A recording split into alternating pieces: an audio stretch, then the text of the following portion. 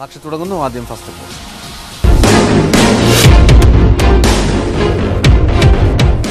കൊല്ലം പള്ളിമുക്കിൽ പട്ടാപ്പകൽ മധ്യവയസ്കയെ കടയ്ക്കുള്ളിൽ കയറി കഴുത്തെറുത്തു കൊന്നു. വടക്കേവിള സ്വദേശി അജിതയാണ് കൊല്ലപ്പെട്ടത്. സ്കൂട്ടറിലെത്തിയ അജ്ഞാതനാണ് കൊല നടത്തിയതെന്ന് ദൃക്സാക്ഷികൾ പോലീസിന് മൊഴി നൽകി.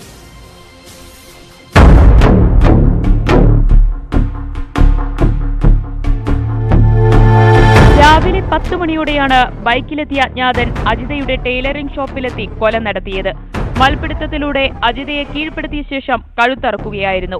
അജിതയുടെ നിലവിളി കേട്ട് സമീപത്തെ കടയിലെ ജീവനക്കാരൻ ഓടിയെത്തിയപ്പോഴേക്കും അജ്ഞാതൻ ബൈക്കിൽ കയറി രക്ഷപ്പെട്ടിരുന്നു. ബൈക്കിൽ ഹെൽമറ്റ് ധരിച്ചെത്തിയ ആളാണ് കൊല നടത്തിയതെന്ന് ദൃക്സാക്ഷി മൊഴി നൽകി. കൊലപാതകിയെ കണ്ടെത്താൻ പരിസരത്തെ CCTV ദൃശ്യങ്ങൾ പോലീസ് പരിശോധിച്ചു വരികയാണ്. പട്ടാപ്പകൽ ജനവാസ മേഖലയിൽ നടന്ന കൊലപാതകത്തിന്റെ ഞെട്ടലിലാണ് നാട്ടുകാർ. ആ പയ്യൻ അടയാളമൊക്കെ പറഞ്ഞൊരു കറുത്ത് ഹൈറ്റ് ഒക്കെ ഉള്ള ആളാന്ന് പറയുന്നു. ഉണ്ട്. അപ്പുറത്തൊരു പയ്യൻ കണ്ടെന്ന് പറയുന്ന ആളിന്. അല്ലാതെ അവർക്ക് വേറെ ആരും ശത്രുത ഒന്നും ഇല്ല. അവർ രാവിലെ 9 മണിക്ക് 9:30 10 മണിക്ക് മുമ്പ് ഒന്ന് കട തുറക്കും.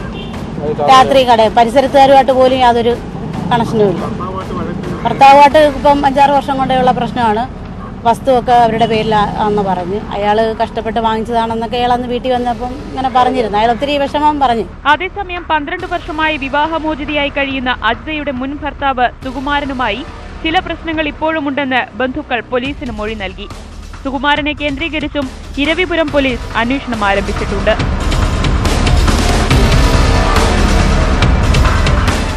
പ്രശസ്ത ഒഡിയ നടി സിമ്രാൻ സിംഗിനെ മഹാനദിയിൽ ദുരൂഹ സാഹചര്യത്തിൽ മരിച്ച നിലയിൽ കണ്ടെത്തി. സംഭവത്തിൽ ദുരൂഹതയുണ്ടെന്നും വിശദമായ അന്വേഷണം വേണമെന്നും ബന്ധുക്കൾ ആവശ്യപ്പെട്ടു.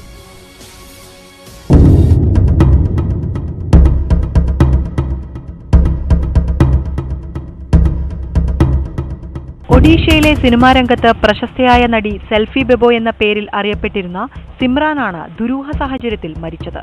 നടിയുടെ മുഖത്തും തലയിലും നിരവധി മുറിവുകളുമുണ്ടെന്ന് ഫോറൻസിക് സർജൻ സാക്ഷ്യപ്പെടുത്തി. മൃതദേഹത്തിനടുത്ത് നിന്ന് ഒരു ബാഗ് അന്വേഷണ സംഘത്തിന് ലഭിച്ചിരുന്നു. സംഭവം ആത്മഹത്യയാണോ കൊലപാതകമാണോ എന്ന കാര്യത്തിൽ സംശയമുണ്ടെന്ന് പോലീസ് പറഞ്ഞു. അതേസമയം നടിയുടെ മരണം കൊലപാതകമാണെന്ന് കുടുംബാംഗങ്ങൾ ആരോപിച്ചു. മരണത്തിന് പിന്നിൽ നടിയുടെ ഭർത്താവാണെന്നാണ് കുടുംബത്തിന്റെ ആരോപണം. എന്നാൽ ഈ ആരോപണം നടിയുടെ ഭർത്താവ് നിഷേധിച്ചു.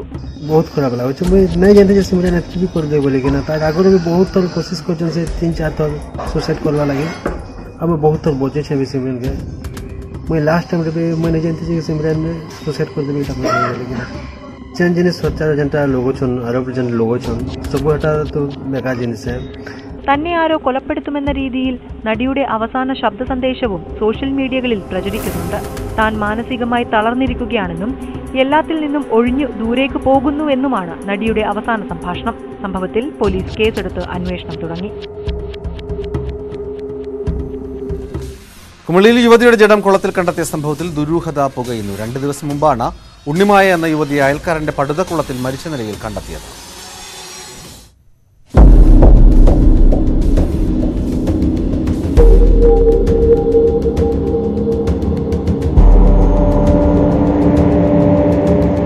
പടുതാക്കുളത്തിൽ ദുരൂഹ സാഹചര്യത്തിൽ മരിച്ച നിലയിൽ കണ്ടെത്തിയ ഉണ്ണിമായയുടെ തലയിൽ ആഴത്തിലുള്ള മുറിവുണ്ടെന്നാണ് ഫോറൻസിക് സർജന്റെ വിശദീകരണം.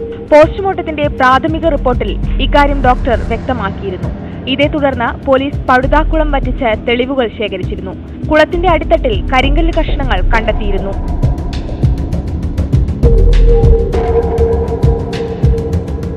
കല്ലുകളിൽ തലയിടിച്ചാവാം തല പൊട്ടിയതെന്നാണ് അനുമാനം. നെടുങ്കണ്ടം CI റജി കുന്നിപ്പറമ്പിന്റെ നേതൃത്വത്തിലാണ് അന്വേഷണം തുടരുന്നത്. നെടുങ്കണ്ടം കൗണ്ടിത്തുണ്ടത്തിൽ വിഷ്ണുവിന്റെ ഭാര്യ ഉണ്ണിമായയെ തിങ്കളാഴ്ച രാത്രിയാണ് കാണാതായത്.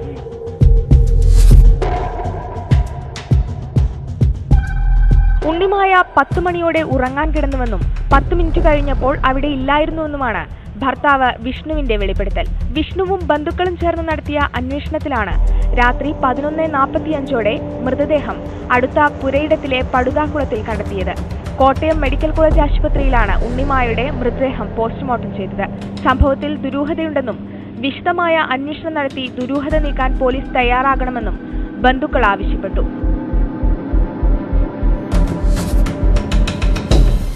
പുതുവത്സര ദിനത്തിൽ പോലീസുകാരന്റെ വീട്ടുപറമ്പിലേക്ക് അക്രമി സംഘം ഗുണ്ടെറിഞ്ഞതിനെ തുടർന്ന് ഭയന്നു വിറച്ച മധ്യവയസ്ക 4-ാം ദിവസം മരിച്ച സംഭവത്തിൽ പോലീസ് അന്വേഷണം നിഷ്ക്രിയമെന്ന ആരോപണം. കുറ്റവാളികളെ ഉന്നതർ സംരക്ഷിക്കുകയാണെന്നും ആരോപണമുണ്ട്. ആലുവയിലാണ് ക്രൂര സംഭവങ്ങൾ അരങ്ങേറിയത്.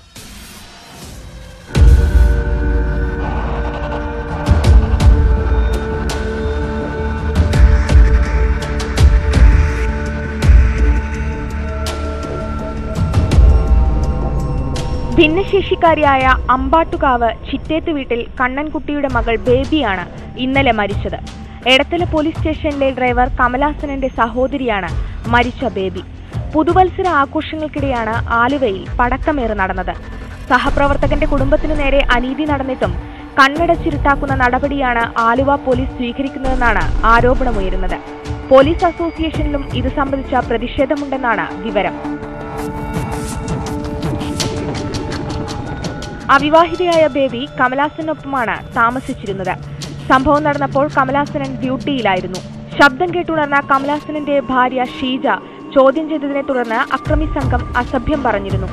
രാവിലെ കമലാസനൻ ജോലി കഴിഞ്ഞെത്തിയ ശേഷമാണ് ആലുവ പോലീസിൽ പരാതി നൽകിയത്. വീട്ടിലേക്ക് ഗുണ്ടെറിഞ്ഞത് കുമ്പളാംപറമ്പ് സ്വദേശികളായ ചിലരാണെന്നാണ് പേര് സഹിതം കമലാസനൻ ആലുവ പോലീസിൽ പരാതി നൽകിയതെങ്കിലും പ്രതികളെ പോലീസ് ഇതുവരെ അറസ്റ്റ് ചെയ്തിട്ടില്ലെന്നാണ് ആരോപണം. മരിച്ച ബേബിയുടെ മറ്റൊരു സഹോദരൻ മുഖേന കേസ് ഒഴിവാക്കുന്നതിന് ശ്രമം നടക്കുന്നതായും സൂചനയുണ്ട്. അതേസമയം മരണവുമായി ബന്ധപ്പെട്ട് ആരും പരാതി നൽകിയിട്ടില്ലെന്നാണ് പോലീസ് ഭാഷ്യം.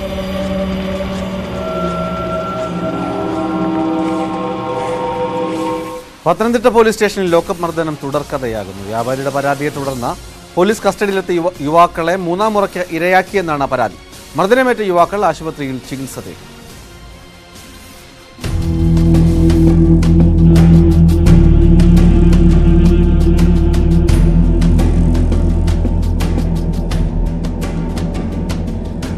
പത്തനംതിട്ട വെട്ടിപ്പുറത്തെ വ്യാപാര സ്ഥാപനത്തിലേക്ക് കല്ലെറിഞ്ഞു എന്ന് വ്യാപാരി പരാതിപ്പെട്ടതിന്റെ അടിസ്ഥാനത്തിലാണ് നാരങ്ങാനം സ്വദേശികളായ യുവാക്കളെ പത്തനംതിട്ട പോലീസ് സ്റ്റേഷനിലേക്ക് വിളിച്ചു വരുത്തിയത്. രക്ഷകർത്താക്കൾക്കൊപ്പം പത്തനംതിട്ട സ്റ്റേഷനിലെത്തിയ തങ്ങളെ SI ബിജുവിന്റെ നേതൃത്വത്തിൽ ഏതാനും ഉദ്യോഗസ്ഥർ ചേർന്ന് ക്രൂരമായി മർദ്ദിക്കുകയായിരുന്നെന്ന് മർദ്ദനമേറ്റ മൂസ മിത് നാസർ പറഞ്ഞു. അവര് തെളിവ് കാണിക്കുന്നില്ല, തെളിവില്ല. പക്ഷെ ഞങ്ങൾ തന്നെ ചെയ്തെന്ന പോലീസുകാരും പറയുന്നത് അടിച്ചമർത്തി കേസ് ഞങ്ങളുടെ മണ്ടയിലിടാനുള്ള പരിപാടിയാണ് ഞങ്ങൾ ചെന്നപ്പം മുതൽ. പിന്നെ ഇന്നലെ വിളിച്ച് പറഞ്ഞത് ഞങ്ങളോട് സ്റ്റേഷനിലോട്ട് വാ, സ്റ്റേഷനിൽ ചെന്ന് സംസാരിക്കാമെന്ന് പറഞ്ഞ് വിളിച്ചിട്ട് ഇവിടെ ഇന്നായിരുന്നു ഫുള്ള് സംസാരം. മാതാപിതാക്കളെ അസഭ്യം പറഞ്ഞ് പുറത്തിറക്കിയ ശേഷമായിരുന്നു പരാതിക്കാരനെ മുന്നിലിട്ട് ഇരുവരെയും ക്രൂരമായി മർദ്ദിച്ചത്. തങ്ങൾ നിരപരാധികളാണെന്ന് പറഞ്ഞപ്പോൾ കഞ്ചാവ് കച്ചവടം നടത്തുന്നവരാണെന്നും നിരവധി കേസുകളിൽ പ്രതികളാണെന്നും ആരോപിച്ച് ക്രൂരമായി മർദ്ദിക്കുകയും നിലത്തിട്ട് ചവിട്ടുകയും അസഭ്യം പറയുകയും ചെയ്തതായി മർദ്ദനമേറ്റ റിജാബ് പറഞ്ഞു.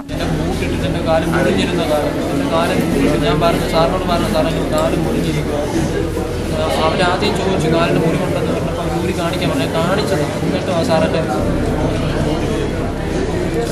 സനൂജ് സാർ പുള്ളി ഇല്ലാത്ത എന്തൊക്കെയോ കേസ് പറയുന്നത് കേട്ടു. പുള്ളി പറയുന്നത് ഞാൻ മാല പൊട്ടിച്ചു, 6 മാല പൊറിച്ചു, പിന്നെ കഞ്ചാവ് കൊണ്ട് വിറ്റു. ഞങ്ങളുടെ വീട് ഇടുക്കിയിൽ ഇവിടെ വാപ്പിക്ക് ജോലി കിട്ടി തോന്നുന്നു. ഇവിടെ വന്ന് പുള്ളി ഇപ്പോൾ പറയുന്നത് ഞങ്ങൾ ഇടിക്കുന്ന കഞ്ചാവ് ഇങ്ങോട്ട് ഡയറക്റ്റ് ഇവിടെ കൊണ്ടുവന്ന് കച്ചവടം ചെയ്യുവാന്നൊക്കെ പറഞ്ഞ് അത് ആ കേസ് കൊടുത്ത ആൾ നല്ല പൈസ കൊടുത്തു. മർദ്ദനത്തിൽ സാരമായി പരിക്കേറ്റ ഇരുവരെയും പത്തനംതിട്ട ജനറൽ ആശുപത്രിയിൽ പ്രവേശിപ്പിച്ചു. കഴിഞ്ഞ ദിവസം മാധ്യമപ്രവർത്തകനെ മർദ്ദിക്കുകയും അസഭ്യം പറയുകയും ചെയ്തതടക്കം നിരവധി പരാതികളാണ് SI ബിജുവിനെതിരെ നിലവിലുള്ളത്.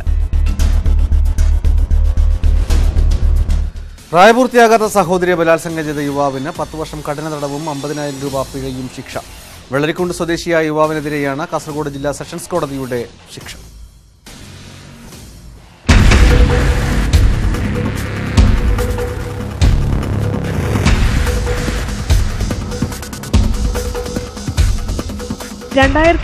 ലാണ് കേസിനാസ്പദമായ സംഭവം പുറത്തെത്തുന്നത്.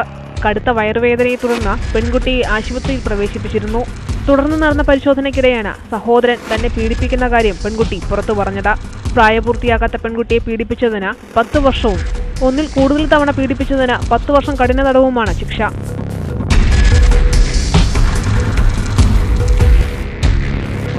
2 വകുപ്പിലുമായി 50,000 രൂപ പിഴയും അടയ്ക്കണം. 6 വർഷത്തിന് ശേഷമാണ് കേസിൽ വിചാരണ പൂർത്തിയാക്കി പ്രതിക്ക് ശിക്ഷ വിധിക്കുന്നത്. പിഴത്തുക ഇരയായ പെൺകുട്ടിക്ക് നൽകണമെന്നും വിധിയിലുണ്ട്. പിഴ അടച്ചില്ലെങ്കിൽ 4 വർഷം അധിക തടവ് അനുഭവിക്കണം. പെൺകുട്ടിക്ക് സാമ്പത്തിക സഹായത്തിന് ലീഗൽ സർവീസസ് അതോറിറ്റിയെ സമീപിക്കാമെന്നും കോടതി വ്യക്തമാക്കി. കോഴിക്കോട് അമ്പലക്കണ്ടിയിൽ കള്ളനെ പിടികൂടാൻ ഉറക്കമുപേക്ഷിച്ച് കാത്തിരിക്കുകയാണ് നാട്ടുകാർ. കഴിഞ്ഞ ദിവസം 7 വീടുകളിലാണ് കള്ളൻ കയറിയത്.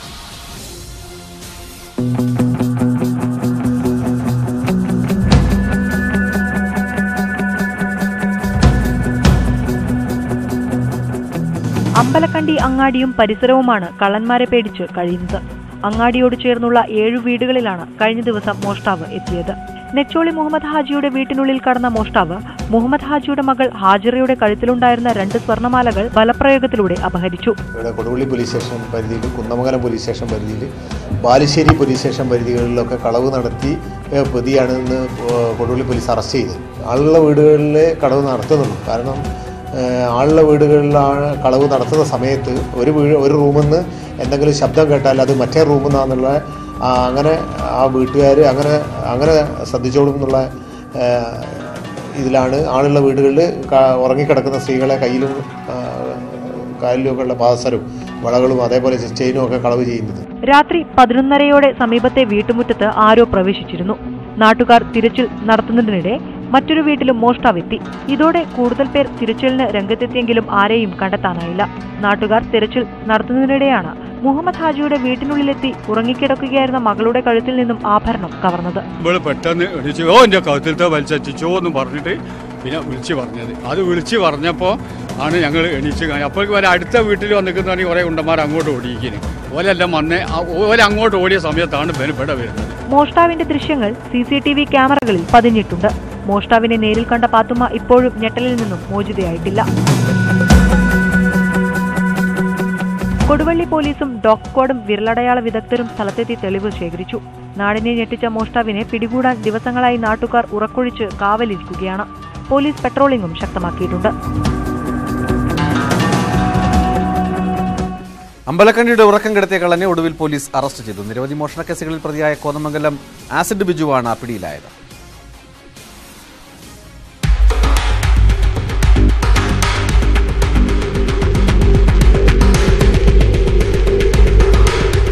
ഡിസംബർ 8 രാത്രിയാണ് മുക്കത്തിനടുത്ത അമ്പലക്കണ്ടി നിവാസികളെയെല്ലാം അതിവിദഗ്ധമായി കബളിപ്പിച്ച് എറണാകുളം കോതമംഗലം സ്വദേശിയായ ആസിഡ് ബിജു എന്ന ബിജു ഏലിയാസ് 7 വീടുകളിൽ മോഷണവും മോഷണശ്രമവും നടത്തിയത്.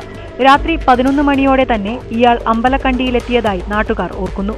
അമ്പലക്കണ്ടി നെച്ചൂളി മുഹമ്മദിന്റെ വീടിന്റെ ഗേറ്റ് തുറക്കുന്ന ശബ്ദം കേട്ട് ഭാര്യ ഫാത്തിമ പുറത്തേക്ക് നോക്കിയപ്പോൾ കള്ളനെ കണ്ടിരുന്നു. തന്റെ കൺമുന്നിലൂടെ പോയ കള്ളൻ 7 വീടുകളിൽ പൂട്ടുപൊളിച്ച് അകത്ത് കയറിയെന്നറിഞ്ഞ നടുക്കത്തിലാണ് ഫാത്തിമ ഇപ്പോൾ. കഴുത്തുനിന്ന് ഒരു വേദന അങ്ങോട്ട് വന്നതിൽ പിടിച്ച് പറിച്ച ഒരു വേദന തോന്നുന്നുണ്ട്. അതുകൊണ്ട് ഞാൻ പെട്ടെന്ന് അങ്ങോട്ട് എണീറ്റ് ഞാൻ ഉറക്കം അങ്ങോട്ട് ഊളിട്ട് നോക്കിയപ്പം തന്നെ നേരെ അടിച്ചു വെച്ച ജനാലൊക്കെ കൊണ്ട് നല്ലോണം തുറന്നിട്ടിട്ടുണ്ട്. കർട്ടൺ നന്നായിട്ട് ഇങ്ങോട്ട് നീക്കിയിട്ടുണ്ട്. പക്ഷെ അങ്ങനെയൊന്നുമല്ല ഞാൻ കിടന്നത്. അങ്ങനെ ആ ജനാലിൻ്റെ ഭാഗത്തേക്ക് നോക്കി എനിക്ക് ഉറപ്പായി ജനാലിൻ്റെ ഉള്ളിൽ നിന്നാണ് കമ്പിട്ട് വലിച്ചതെന്ന് ഞാൻ വിചാരിച്ചത്. പക്ഷേ പിന്നെ പെട്ടെന്ന് ഇങ്ങോട്ട് തിരിഞ്ഞു നോക്കിയ സമയത്തുണ്ട് വാതിൽ നന്നായിട്ട് തുറന്നിട്ടുണ്ട്. ഞാൻ അടിച്ചിട്ട വാതിലാണ് നന്നായിട്ട് ഇങ്ങോട്ട് തുറന്നിട്ടിട്ടുണ്ട്. ഒരു മോഷ്ടാവ് നാട്ടിലുണ്ടെന്നറിഞ്ഞതോടെ നാട്ടുകാർ തിരച്ചിൽ നടത്തിയെങ്കിലും ആരെയും പിടികൂടാനായില്ല. ഈ സമയം തൊട്ടടുത്ത വീട്ടിലെ CCTV പരിശോധിച്ചപ്പോൾ മോഷ്ടാവിന്റെ ദൃശ്യം ലഭിച്ചു. പക്ഷേ നിരാശയായിരുന്നു ഫലം. നാട്ടുകാർ തിരയുന്നതനുസരിച്ച് വീടുകൾ മാറി മാറി ഇയാൾ മോഷണം നടത്തിയിരുന്നു. ചെറിയൊരു ഒച്ച ഗിൽസിൻ്റെ ഒരൊച്ച എന്നാൽ ഞാനത് സാരം വെച്ചില്ല. പിന്നെ വലിയൊരൊച്ച കേട്ട് ഞാൻ ഡൈനിങ് വന്ന് ഇത് ഞാൻ അവിടെ നിന്ന് നേരെ ലൈറ്റ് കിട്ടിയില്ല. അത് നിന്നും കഴിഞ്ഞ് ഞാൻ ആരാന്ന് ചോദിച്ചു. അത് ചിലപ്പോൾ ഇതിലെങ്ങനെ ഭാഗത്തൊക്കെ പോയത്.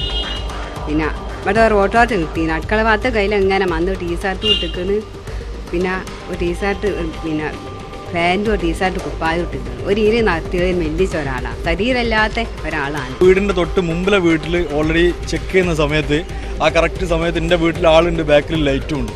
ആ സമയത്ത് ഇവരെന്താ ചെയ്തതെന്ന് വെച്ചാൽ വീടിൻ്റെ ബാക്കിൽ വന്നിട്ട് അവിടെ നിന്ന് കോണി എടുത്തിട്ട് തൊട്ട് ബാക്കിലെ വീട്ടിൽ പോയിട്ട് അവിടുത്തെ മുകളിൽ കയറുന്ന ആ സമയത്ത് എല്ലാവരും രാത്രി വടിയും കോലുമൊക്കെ ആയിട്ട് കാവിൽ നിൽക്കലപ്പം എല്ലാവരും.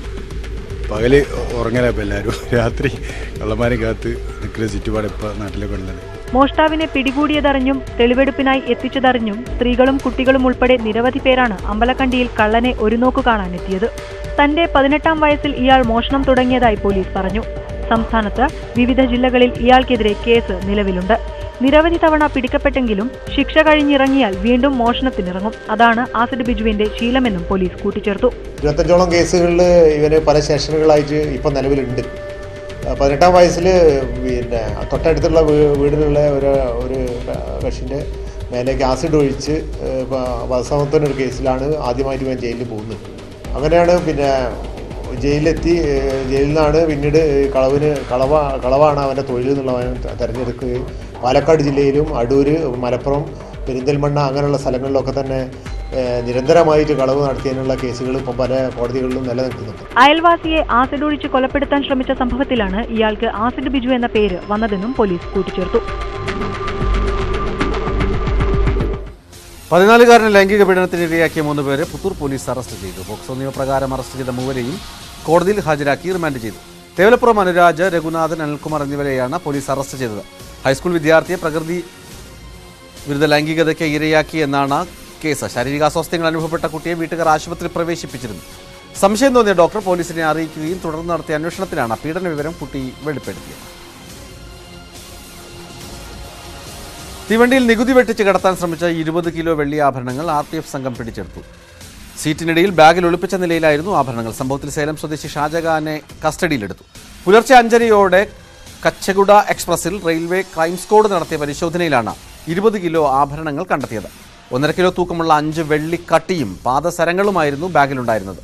കോഴിക്കോടുള്ള മൊത്ത വ്യാപാരികൾക്ക് വിൽക്കാനായാണ് ആഭരണങ്ങൾ എത്തിച്ചതെന്ന് ഷാജഹാൻ RPF സംഘത്തിന് മൊഴി നൽകി. ഷാജഹാനെ ചോദ്യം ചെയ്യലിന് ശേഷം GST എൻഫോഴ്സ്മെന്റിന് കൈമാറി. കരിപ്പൂർ വിമാനത്താവളത്തിൽ യാത്രക്കാരിൽ നിന്നും വിദേശ കറൻസി പിടിച്ചെടുത്തു. 2 യാത്രക്കാരിൽ നിന്നായി 14 ലക്ഷം രൂപ മൂല്യമുള്ള വിദേശ കറൻസികളാണ് പിടിച്ചെടുത്തത്. കരിപ്പൂർ വഴി ദുബായിലേക്ക് പോകാനെത്തിയ യാത്രക്കാരിൽ നിന്നാണ് കറൻസി കണ്ടെത്തിയതെന്ന് അന്വേഷണ ഉദ്യോഗസ്ഥർ പറഞ്ഞു. കാസർഗോഡ് സ്വദേശികളായ പള്ളിക്കര മുനീർ, അഷ്റഫ് എന്നിവരാണ് പിടിയിലായത്. അനധികൃതമായി കെട്ടിടത്തിൽ കയറി സ്ഥിരം മദ്യപിക്കുന്ന സംഘത്തെ ചോദ്യം ചെയ്തതിന് ഉടമയെ അക്രമി വെട്ടിപ്പരിക്കേൽപ്പിച്ചു. പുനലൂർ ചന്തമുക്കിൽ മസ്കറ്റ് കോംപ്ലക്സ് ഉടമ റിയാസ് ഖാനാണ് വെട്ടേറ്റത്. കഴുത്തിനും തലയ്ക്കും വെട്ടേറ്റ റിയാസ് പുനലൂർ താലൂക്ക് ആശുപത്രിയിൽ ചികിത്സ തേടി. ചാലക്കോട് സ്വദേശി റിയാസും സംഘവുമാണ് മദ്യപിക്കാൻ എത്തിയിരുന്നത്. സംഭവത്തിൽ ചാലക്കോട് സ്വദേശി റിയാസിനെ പോലീസ് അറസ്റ്റ് ചെയ്തു. താമരശ്ശേരി താലൂക്ക് ആശുപത്രിയിൽ ഡോക്ടർ ഉൾപ്പെടെയുള്ള ജീവനക്കാർക്ക് 3-അംഗ സംഘത്തിന്റെ ക്രൂരമർദ്ദനം. ചികിത്സ തേടിയെത്തിയ താമരശ്ശേരി സ്വദേശികളാണ് അത്യാഹിത വിഭാഗത്തിൽ ഡ്യൂട്ടിയിലുണ്ടായിരുന്ന ജീവനക്കാരെ മർദ്ദിച്ചത്.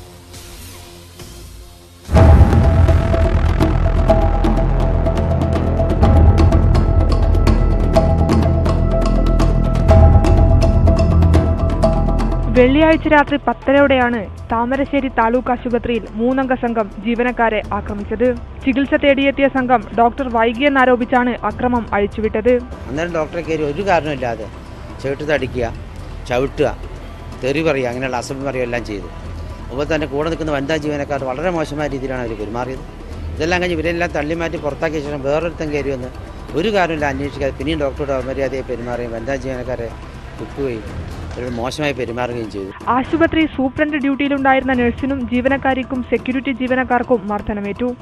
മുൻകൂട്ടി തീരുമാനിച്ചതുപോലെയാണ് മൂവർ സംഘം അക്രമം നടത്തിയതെന്ന് ജീവനക്കാർ പറഞ്ഞു.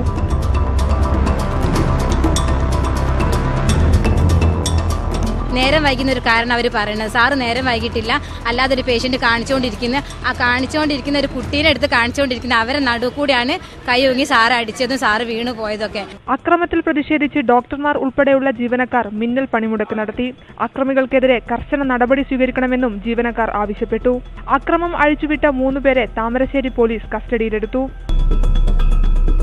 സാക്ഷി തുടരുന്നു. നെടുമങ്ങാട് പോലീസിന് നേരെ ബോംബെറിഞ്ഞത് RSS നേതാവാണെന്ന് തെളിയിക്കുന്ന ദൃശ്യങ്ങൾ പോലീസ് പുറത്തുവിട്ടു. RSS നേതാവ് പ്രവീണാണ് പോലീസിന് നേരെ ബോംബെറിഞ്ഞത്.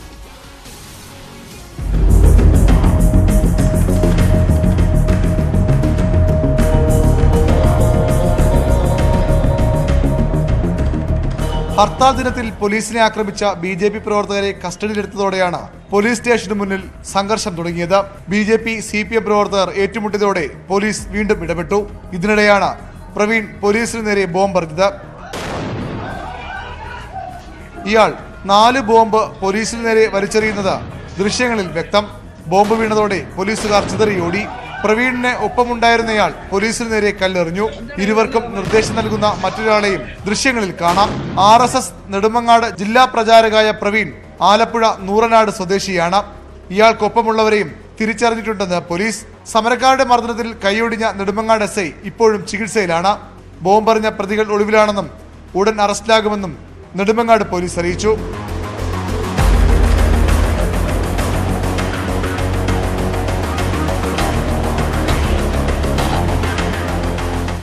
പതിനാല് വർഷമായ അബോധാവസ്ഥയിൽ ചികിത്സയിലായിരുന്ന യുവതി പ്രസവിച്ച സംഭവത്തെക്കുറിച്ചറിയാം അന്വേഷണത്തിൽ.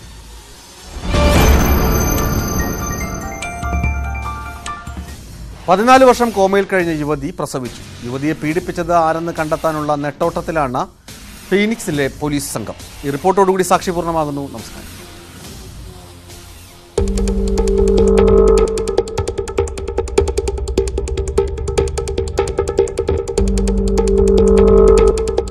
വർഷങ്ങളായി കോമയിലായിരുന്ന യുവതി ആൺകുഞ്ഞിനാണ് ജന്മം നൽകിയത്. US-ലെ അരിസോണ സംസ്ഥാനത്തെ ഫിനിക്സിലാണ് സംഭവം. ഹസിയൻഡ ആരോഗ്യ പരിപാലന കേന്ദ്രമാണ് 14 വർഷമായി യുവതിയെ ശുശ്രൂഷിച്ചിരുന്നത്. ഡിസംബർ 29-നായിരുന്നു പ്രസവം.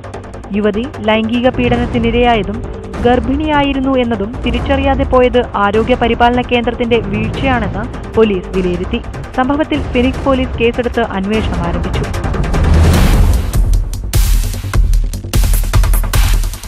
യുവതിയുടെ മുറിയിൽ പ്രവേശിച്ചവരിൽ നിന്ന് അതിക്രമം നടത്തിയ ആളെ തിരിച്ചറിയാനുള്ള ശ്രമത്തിലാണ് അന്വേഷണ സംഘം ഇപ്പോൾ. ആദ്യപടിയായി വനിതാ രോഗികളുടെ മുറികളിൽ പുരുഷ ജീവനക്കാർ പ്രവേശിക്കുന്നത് ഹസിയൻഡ കേന്ദ്രം വിലക്കി. പുരുഷ ജീവനക്കാർ പ്രവേശിക്കുന്നത് അത്യാവശ്യമാണെങ്കിൽ കൂടെ ഒരു വനിതാ ജീവനക്കാരിയുടെ സാന്നിധ്യം ഉറപ്പുവരുത്തണമെന്നാണ് നിർദ്ദേശം. സംശയമുള്ളവരുടെ പട്ടിക തയ്യാറാക്കിയ ശേഷം കുട്ടിയുടെ DNA പരിശോധന നടത്തി ഒത്തുനോക്കാനും അധികൃതർ തീരുമാനിച്ചു. അതേസമയം നവജാത ശിശു ആരോഗ്യത്തോടെ ഇരിക്കുന്നുവെന്നും കേന്ദ്രം അറിയിച്ചു. സംഭവം പുറത്തുവന്നതിനെ തുടർന്ന് കേസന്വേഷണം ശക്തിപ്പെടുത്താൻ യുവതിക്ക് പിന്തുണയുമായി 2 സന്നദ്ധ സംഘടനകൾ എത്തിയെന്നാണ് വിവരം. അതേസമയം യുവതി ഗർഭിണിയാണെന്ന് ഈ 9 മാസവും അവരെ പരിചരിച്ചിരുന്ന ജീവനക്കാർ തിരിച്ചറിഞ്ഞില്ലെന്നത് ആരോഗ്യ കേന്ദ്രത്തിന്റെ വീഴ്ചയാണെന്ന് വിമർശനം ഉയർന്നിട്ടുണ്ട്. പ്രസവമടുത്തപ്പോൾ യുവതിയിൽ നിന്ന് ഞരക്കവും മൂളലും കേട്ടെങ്കിലും പ്രസവവേദനയാണെന്ന് ആർക്കും മനസ്സിലായില്ലെന്നാണ് വിവരം. ഒരു നഴ്സ് മാത്രമാണ് മുറിയിലുണ്ടായിരുന്നത്. അവരാണ് കുഞ്ഞിനെ പുറത്തെടുത്തതും. യുവതികളുടെ ആരോഗ്യനിലയെക്കുറിച്ചുള്ള വിവരങ്ങളോ ബന്ധുക്കളെക്കുറിച്ചുള്ള വിവരങ്ങളോ അധികൃതർ പുറത്തുവിട്ടിട്ടില്ല.